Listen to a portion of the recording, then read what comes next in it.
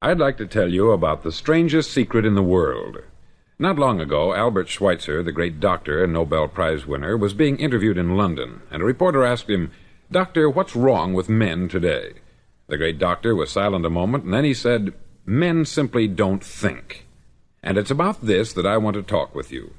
We live today in a golden age. This is an era that man has looked forward, dreamed of, and worked toward for thousands of years. But since it's here, we pretty well take it for granted. We in America are particularly fortunate to live in the richest land that ever existed on the face of the earth, a land of abundant opportunity for everyone. But do you know what happens? Let's take 100 men who start even at the age of 25. Do you have any idea what will happen to those men by the time they're 65? These 100 men who all start even at the age of 25 believe they're going to be successful. If you asked any one of these men if he wanted to be a success, he'd tell you that he did. And you'd notice that he was eager toward life, that there was a certain sparkle to his eye, an erectness to his carriage, and life seemed like a pretty interesting adventure to him. But by the time they're 65, 1 will be rich, 4 will be financially independent, 5 will still be working, 54 will be broke. Now think a moment. Out of the 100, only 5 make the grade.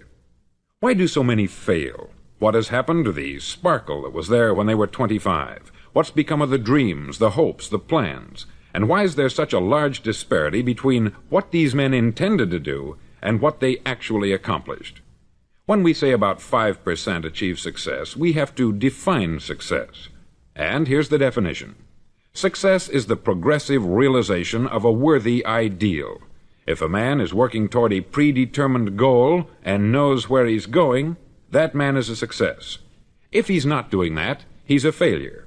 Success is the progressive realization of a worthy ideal. Rollo May, the distinguished psychiatrist, wrote a wonderful book called Man's Search for Himself. And in this book he says, "The opposite of courage in our society is not cowardice, it is conformity." And there you have the trouble today. It's conformity. People acting like everyone else, without knowing why, without knowing where they're going. Now think of it. In America right now, there are over 14 million people 65 years of age and over, and about 13 million of these 14 million are broke. They're dependent on someone else for life's necessities. Now, we learn to read by the time we're 7. We learn to make a living by the time we're 25. Usually, by that time, we're not only making a living, we're supporting a family. And yet, by the time we're 65, we haven't learned how to become financially independent in the richest land that has ever been known. Why? We conform. And the trouble is that we're acting like the wrong percentage group, the 95% who don't succeed. Now, why do these people conform? Well, they don't know, really. These people believe that their lives are shaped by circumstances, by things that happen to them, by exterior forces. They're outer-directed people. A survey was made one time that covered a lot of men, working men, and these men were asked this question: why do you work? Why do you get up in the morning? 19 out of 20 had no idea. If you ask them, they'll say, everyone goes to work in the morning. And that's the reason they do it, because everyone else is doing it. Now let's get back to our definition of success. Who succeeds? The only man who succeeds is the man who is progressively realizing a worthy ideal. He's the man who says, I'm going to become this, and then begins to work toward that goal. I'll tell you who the successful people are. A success is the school teacher who's teaching school because that's what she wanted to do. The success is the woman who's a wife and mother because she wanted to become a wife and mother and is doing a good job of it. The success is the man who runs the corner gas station because that's what he wanted to do. The success is the successful salesman who wants to become a top-notch salesman and grow and build with his organization. A success is anyone who is doing deliberately a predetermined job because that's what he decided to do deliberately. But only 1 out of 20 does that. That's why today there isn't really any competition, unless we make it for ourselves. Instead of competing, all we have to do is create. Now, for 20 years, I looked for the key which would determine what would happen to a human being. Was there a key, I wanted to know, which would make the future a promise that we could foretell to a large extent? Was there a key that would guarantee a person's becoming successful if he only knew about it and knew how to use it? Well, there is such a key, and I've found it. Have you ever wondered why so many men work so hard and honestly without ever achieving anything in particular, and others don't seem to work hard and yet seem to get everything? They have the magic touch. You've heard them say that about someone. Everything he touches turns to gold. And have you ever noticed that a man who becomes successful tends to continue to become successful, and on the other hand, have you noticed how a man who is a failure tends to continue to fail? It's because of goals. Some of us have them, some don't. People with goals succeed because they know where they're going. Now think of a ship leaving a harbor, and think of it with the complete voyage mapped out and planned. The captain and crew know exactly where it's going and how long it will take. It has a definite goal. 9,999 times out of 10,000 it will get to where it started out to get. Now let's take another ship, just like the first, only let's not put a crew on it, or a captain at the helm. Let's give it no aiming point, no goal, no destination. We just start the engines and let it go. I think you'll agree with me that if it gets out of the harbor at all, it will either sink or wind up on some deserted beach a derelict. It can't go any place because it has no destination and no guidance. It's the same with a human being. Take the salesman, for example. There is no other person in the world today with the future of a good salesman. Selling is the world's highest paid profession, if we're good at it and if we know where we're going. Every company needs top-notch salesmen, and they reward those men. The sky is the limit for them. But how many can you find? Someone once said, the human race is fixed, not to prevent the strong from winning, but to prevent the weak from losing. The American economy today can be likened to a convoy in time of war. The entire economy is slowed down to protect its weakest link, just as the convoy had to go at the speed that would permit its slowest vessel to remain in formation. That's why it's so easy to make a living today. It takes no particular brains or talent to make a living and support a family today. So we have a plateau of so-called security, if that's what a person's looking for.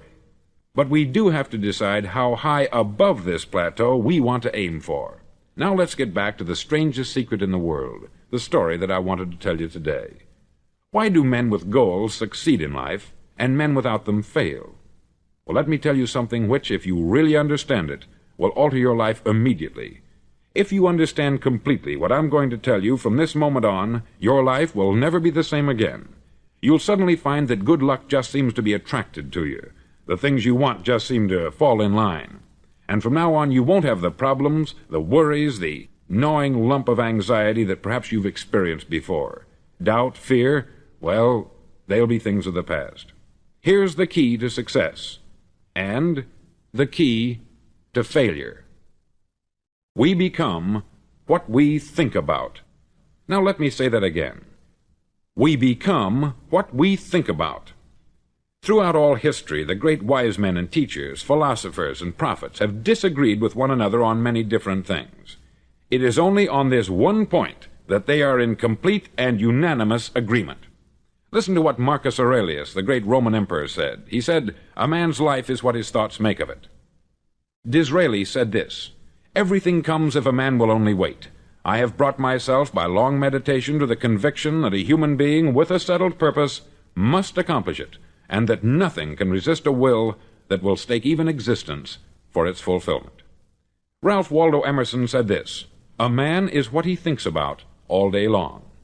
William James said, "The greatest discovery of my generation is that human beings can alter their lives by altering their attitudes of mind." And he also said, "We need only in cold blood act as if the thing in question were real, and it will become infallibly real by growing into such a connection with our life that it will become real. It will become so knit with habit and emotion that our interest in it will be those which characterize belief." He also said this, "If you only care enough for a result, you will almost certainly attain it. If you wish to be rich, you will be rich. If you wish to be learned, you will be learned. If you wish to be good, you will be good. Only you must then really wish these things, and wish them exclusively, and not wish at the same time 100 other incompatible things just as strongly." In the Bible you read, in Mark 9:23, "If thou canst believe, all things are possible to him that believeth." Dr. Norman Vincent Peale said this, "This is one of the greatest laws in the universe. Fervently do I wish I had discovered it as a very young man. It dawned upon me much later in life, and I've found it to be one of the greatest, if not my greatest discovery, outside of my relationship to God. And the great law, briefly and simply stated, is that if you think in negative terms, you'll get negative results. If you think in positive terms, you will achieve positive results. That is the simple fact which is at the basis of an astonishing law of prosperity and success. In 3 words, believe and succeed. William Shakespeare put it this way: our doubts are traitors, and make us lose the good we oft might win by fearing to attempt. George Bernard Shaw said, people are always blaming their circumstances for what they are. I don't believe in circumstances. The people who get on in this world are the people who get up and look for the circumstances they want, and if they can't find them, make them. Well, it's pretty apparent, isn't it? And every person who discovered this for a while believed that he was the first one to work it out. We become what we think about. Now, it stands to reason that a person who's thinking about a concrete and worthwhile goal is going to reach it, because that's what he's thinking about. And we become what we think about. Conversely, the man who has no goal, who doesn't know where he's going, and whose thoughts must therefore be thoughts of confusion and anxiety and fear and worry, becomes what he thinks about. His life becomes one of frustration, fear, anxiety, and worry. And if he thinks about nothing, he becomes nothing. Now, how does it work? Why do we become what we think about? Well, I'll tell you how it works as far as we know. Now, to do this, I want to tell you about a situation that parallels the human mind. Suppose a farmer has some land, and it's good, fertile land.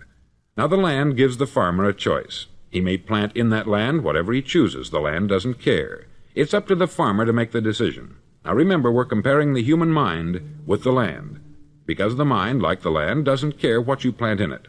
It will return what you plant, but it doesn't care what you plant. Now, let's say that the farmer has 2 seeds in his hand. One is a seed of corn, the other is nightshade, a deadly poison. He digs 2 little holes in the earth, and he plants both seeds, one corn, the other nightshade. He covers up the holes, waters, and takes care of the land, and what will happen? Invariably, the land will return what is planted. As it's written in the Bible, as ye sow, so shall ye reap. Remember, the land doesn't care. It will return poison in just as wonderful abundance as it will corn. So up come the 2 plants, one corn, one poison. Now, the human mind is far more fertile, far more incredible and mysterious than the land, but it works the same way. It doesn't care what we plant. Success, failure. A concrete, worthwhile goal, or confusion, misunderstanding, fear, anxiety, and so on. But what we plant, it will return to us. You see, the human mind is the last great unexplored continent on the earth. It contains riches beyond our wildest dreams. It will return anything we want to plant. Now, you might say, well, if that's true, why don't people use their minds more? Well, I think they've figured out an answer to that, too. Our mind comes as standard equipment at birth. It's free, and things that are given to us for nothing we place little value on. Things that we pay money for, we value. The paradox is that exactly the reverse is true. Everything that's really worthwhile in life came to us free. Our mind, our soul, our body, our hopes, our dreams, our ambitions, our intelligence, our love of family and children and friends.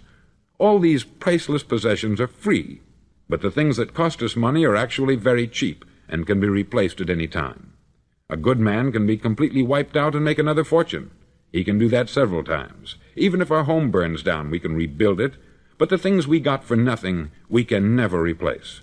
The human mind isn't used merely because we take it for granted. Familiarity breeds contempt. It can do any kind of job we assign to it, but generally speaking, we use it for little jobs instead of big important ones. Universities have proved that most of us are operating on about 10% of our abilities. Decide now, what is it you want? Plant your goal in your mind. It's the most important decision you'll ever make in your entire life. Do you want to be an outstanding salesman, a better worker at your particular job? Do you want to go places in your company, in your community? All you've got to do is plant that seed in your mind. Care for it. Work steadily toward your goal, and it will become a reality. It not only will, there's no way that it cannot. You see, that is a law, like the laws of Sir Isaac Newton, the laws of gravity. If you get on top of a building and jump off, you'll always go down. You'll never go up. And it's the same with all the other laws of nature. They always work. They're inflexible. Think about your goal in a relaxed, positive way. Picture yourself in your mind's eye as having already achieved this goal. See yourself doing the things you will be doing when you've reached your goal. Ours has been called the phenobarbital age, the age of ulcers and nervous breakdowns. At a time when medical research has raised us to a new plateau of good health and longevity, far too many of us worry ourselves into an early grave trying to cope with things in our own little personal ways, without learning a few great laws that will take care of everything for us. These things we bring on ourselves through our habitual way of thinking. Every one of us is the sum total of his own thoughts. He is where he is because that is exactly where he really wants to be, whether he'll admit that or not. Each of us must live off the fruit of his thoughts in the future, because what you think today and tomorrow, next month and next year, will mold your life and determine your future. You're guided by your mind. I remember one time I was driving through Arizona, and I saw one of those giant earth-moving machines roaring along the road at about 35 miles an hour with what looked like 20 tons of dirt in it, a tremendous, incredible machine, and there was a little man perched way up on top with the wheel in his hands guiding it. And as I drove along, I was struck by the similarity of that machine to the human mind. Just suppose you're sitting at the controls of such a vast source of energy. Are you going to sit back and fold your arms and let it run itself into a ditch? Or are you going to keep both hands firmly on the wheel and control and direct this power to a specific, worthwhile purpose? It's up to you. You're in the driver's seat. You see, the very law that gives us success is a two-edged sword. We must control our thinking. The same rule that can lead a man to a life of success, wealth, happiness, and all the things he's ever dreamed of for himself and his family, that very same law can lead him into the gutter. It's all in how he uses it, for good or for bad. This is the strangest secret in the world. Now, why do I say it's strange, and why do I call it a secret? Actually, it isn't a secret at all. It was first promulgated by some of the earliest wise men, and it appears again and again throughout the Bible. But very few people have learned it, understand it. That's why it's strange, and why, for some equally strange reason, it virtually remains a secret. I believe that you could go out and walk down the main street of your town and ask one man after another what the secret of success is, and you probably wouldn't run into one man in a month who could tell you. Now, this information is enormously valuable to us, if we really understand it and apply it. It's valuable to us not only for our own lives, but the lives of those around us, our family, employees, associates, and friends. Life should be an exciting adventure. It should never be a bore. A man should live fully, be alive. He should be glad to get out of bed in the morning. He should be doing a job he likes to do because he does it well. One time I heard Grove Patterson make a speech, the editor-in-chief of the Toledo Daily Blade, and as he concluded his speech, he said something that I've never forgotten. He said something like this: "My years in the newspaper business have convinced me of several things, among them that people are basically good, and that we came from someplace, and we're going someplace. So we should make our time here an exciting adventure. The architect of the universe didn't build a stairway leading nowhere." And the greatest teacher of all, the carpenter from the plains of Galilee, gave us the secret time and time again. "As ye believe, so shall it be done unto you." I've explained the strangest secret in the world and how it works. Now I want to explain how you can prove to yourself the enormous returns possible in your own life by putting this secret to a practical test. I want you to make a test that will last 30 days. Now, it isn't going to be easy. If you'll give it a good try, it will completely change your life for the better. Back in the 17th century, Sir Isaac Newton, the English mathematician and natural philosopher, gave us some natural laws of physics which apply as much to human beings as they do to the movement of bodies in the universe. Now, one of these laws is that for every action there is an equal and opposite reaction. Simply stated, as it applies to you and me, it means we can achieve nothing without paying the price. The results of your 30-day experiment will be in direct proportion to the effort you put forth. To be a doctor, you must pay the price of long years of difficult study. to be successful in selling, and remember that each of us succeeds to the extent of his ability to sell, selling our families on our ideas, selling education in schools, selling our children on the advantages of living the good and honest life, selling our associates and employees on the importance of being exceptional people, to, of course, the profession of selling itself. But to be successful in selling our way to the good life, we must be willing to pay the price. Now, what is that price? Well, it's many things. First, it's understanding emotionally, as well as intellectually, that we literally become what we think about, that we must control our thoughts if we're to control our lives. It's understanding fully that, as ye sow, so shall ye reap. Secondly, it's cutting away all the fetters from the mind and permitting it to soar as it was divinely designed to do. It's the realization that your limitations are self-imposed, and that the opportunities for you today are enormous beyond belief. It's rising above narrow-minded pettiness and prejudice. Thirdly, to use all your courage to force yourself to think positively on your own problem, to set a definite and clearly defined goal for yourself, to let your marvelous mind think about your goal from all possible angles, to let your imagination speculate freely upon many different possible solutions, to refuse to believe there are any circumstances sufficiently strong to defeat you in the accomplishment of your purpose, to act promptly and decisively when your course is clear, and to keep constantly aware of the fact that you are, at this moment, standing in the middle of your own acre of diamonds, as Russell Conwell used to point out. Fourth, save at least 10% of what you earn. It's also remembering that no matter what your present job, it has enormous possibilities if you're willing to pay the price. Now let's just go over the important points in the price each of us must pay to achieve the wonderful life that can be ours. It is, of course, worth any price. 1. You will become what you think about. 2. Remember the word imagination. Let your mind soar. 3. Courage. Concentrate on your goal every day. 4. Save 10% of what you earn. And action. Ideas are worthless unless we act on them. Now I'll try to outline the 30-day test I want you to make. Now keep in mind that you have nothing to lose by making this test, and everything you could possibly want to gain. There are two things that may be said of everyone. Each of us wants something, and each of us is afraid of something. I want you to write on a card what it is you want more than anything else. It may be more money. Perhaps you'd like to double your income or make a specific amount of money. It may be a beautiful home. It may be success at your job. It may be a particular position in life. It could be a more harmonious family. Each of us wants something. Write down on your card specifically what it is that you want. Make sure it's a single goal and clearly defined.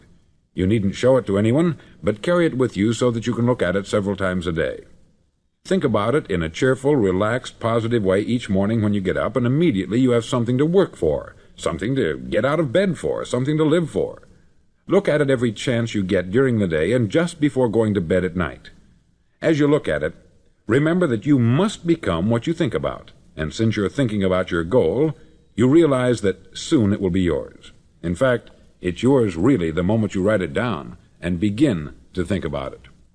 Look at the abundance all around you as you go about your daily business. You have as much right to this abundance as any other living creature. It's yours for the asking.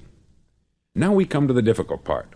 Difficult because it means the formation of what is probably a brand new habit, and new habits are not easily formed. Once formed, however, it'll follow you for the rest of your life. Stop thinking about what it is you fear. Each time a fearful or negative thought comes into your consciousness, replace it with a mental picture of your positive and worthwhile goal. There will come times when you will feel like giving up. It's easier for a human being to think negatively than positively. That's why only 5% is successful. You must begin now to place yourself in that group. For 30 days you must take control of your mind. It will think only about what you permit it to think. Each day for this 30-day test, do more than you have to do.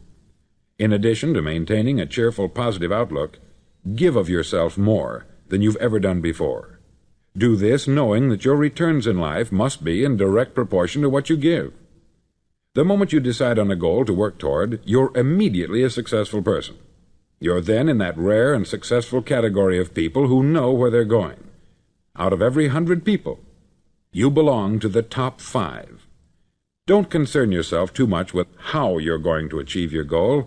Leave that completely to a power greater than yourself. All you have to do is know where you're going. The answers will come to you of their own accord.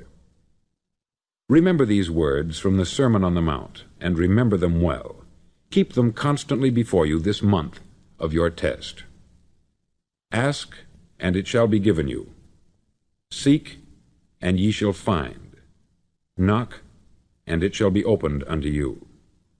For every one that asketh receiveth, and he that seeketh findeth, and to him that knocketh it shall be opened. It's as marvelous and as simple as that.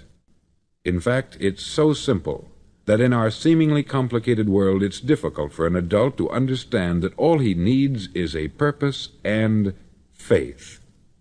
For 30 days, do your best. If you're a salesman, go at it as you've never done before, not in hectic fashion, but with the calm, cheerful assurance that time well spent will give you the abundance in return you deserve and want.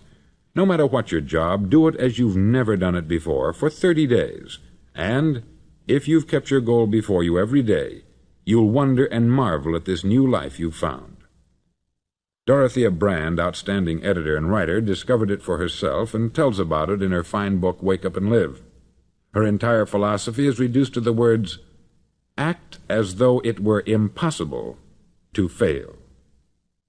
She made her own test with sincerity and faith, and her entire life was changed to one of overwhelming success. Now you make your test for 30 full days. Don't start your test until you've made up your mind to stick with it. You see, by being persistent, you're demonstrating faith. Persistence is simply another word for faith. If you didn't have faith, you would never persist. If you should fail during your first 30 days, by that I mean suddenly find yourself overwhelmed by negative thoughts, you've got to start over again from that point and go 30 more days. Gradually your new habit will form until you find yourself one of that wonderful minority to whom virtually nothing is impossible. Don't forget the card. It's vitally important as you begin this new way of living. On one side of the card, write your goal, whatever it may be. On the other side, write the words we've quoted from the Sermon on the Mount. Ask, and it shall be given you. Seek, and ye shall find. Knock, and it shall be opened unto you. Nothing great was ever accomplished without inspiration. See that during these crucial first 30 days, your own inspiration is kept at a peak. Above all, don't worry. Worry brings fear, and fear is crippling. The only thing that can cause you to worry during your test is trying to do it all yourself. Know that all you have to do is hold your goal before you. Everything else will take care of itself. Remember also to keep calm and cheerful. Don't let petty things annoy you and get you off course. Now, since making this test is difficult, some may say, well, why should I bother? Well, look at the alternative. No one wants to be a failure. No one really wants to be a mediocre individual. No one wants a life constantly filled with worry, fear, and frustration. Therefore, remember that you must reap that which you sow. If you sow negative thoughts, your life will be filled with negative things. If you sow positive thoughts, your life will be cheerful, successful, and positive. Now, gradually, you will have a tendency to forget what you've heard on this record. Play it often. Keep reminding yourself of what you must do to form this new habit. Gather your whole family about and listen to what's been said here at regular intervals. You know, most men will tell you that they want to make money without understanding the law. The only people who make money work in the mint. The rest of us must earn money. This is what causes those who keep looking for something for nothing or a free ride to fail in life. The only way to earn money is by providing people with services or products which are needed and useful. We exchange our product or service for the other man's money. Therefore, the law is that our financial return will be in direct proportion to our service. Success is not the result of making money. Making money is the result of success, and success is in direct proportion to our service. Most people have this law backwards. They believe that you're successful if you earn a lot of money. The truth is that you can only earn money after you're successful. It's like the story of the man who sat in front of the stove and said to it, "Give me heat, and then I'll add the wood." How many men and women do you know, or do you suppose there are today, who take the same attitude toward life? There are millions. We've got to put the fuel in before we can expect heat. Likewise, we've got to be of service first before we can expect money. Don't concern yourself with the money. Be of service. Build, work, dream, create. Do this, and you'll find there's no limit to the prosperity and abundance that will come to you. Prosperity is founded upon a law of mutual exchange. Any person who contributes to prosperity must prosper in turn himself. Sometimes the return will not come from those you serve, but it must come to you from someplace, for that is the law. For every action there is an equal and opposite reaction. As you go daily through your 30-day test period, remember that your success will always be measured by the quality and quantity of service you render, and money is a yardstick for measuring this service. No man can get rich himself unless he enriches others. There are no exceptions to a law. You can drive down any street in America and from your car estimate the service that's being rendered by the people living on that street. Had you ever thought of this yardstick before? It's interesting. Some, like ministers and priests and other devoted people, measure their returns in the realm of the spiritual, but again, their returns are equal to their service. Once this law is fully understood, any thinking person can tell his own fortune. If he wants more, he must be of more service to those from whom he receives his return. If he wants less, he has only to reduce this service. This is the price you must pay for what you want. If you believe you can enrich yourself by deluding others, you can only end by deluding yourself. It may take some time, but just as surely as you breathe, you'll get back what you put out. Don't ever make the mistake of thinking you can avert this. It's impossible. The prisons and the streets where the lonely walk are filled with people who tried to make new laws just for themselves. We may avoid the laws of man, but there are greater laws that cannot be broken. An outstanding medical doctor recently pointed out 6 steps that will help you realize success. 1. Set yourself a definite goal. 2. Quit running yourself down. 3. Stop thinking of all the reasons why you cannot be successful, and instead think of all the reasons why you can. 4. Trace your attitudes back through your childhood and try to discover where you first got the idea you couldn't be a success, if that's the way you've been thinking. 5. Change the image you have of yourself by writing out a description of the person you would like to be. And 6. Act the part of the successful person you have decided to become. The doctor who wrote those words is a noted West Coast psychiatrist, David Harold Fink, M.D. Do what all experts since the dawn of recorded history have told you you must do. Pay the price by becoming the person you want to become. It's not nearly as difficult as living unsuccessfully. Make your 30-day test. Then repeat it. Then repeat it again. Each time it will become more a part of you until you'll wonder how you could ever have lived any other way. Live this new way, and the floodgates of abundance will open and pour over you more riches than you may have dreamed existed. Money? Yes, lots of it. But what's more important, you'll have peace. You'll be in that wonderful minority who lead calm, cheerful, successful lives. Start today. You have nothing to lose, but you have a life to win.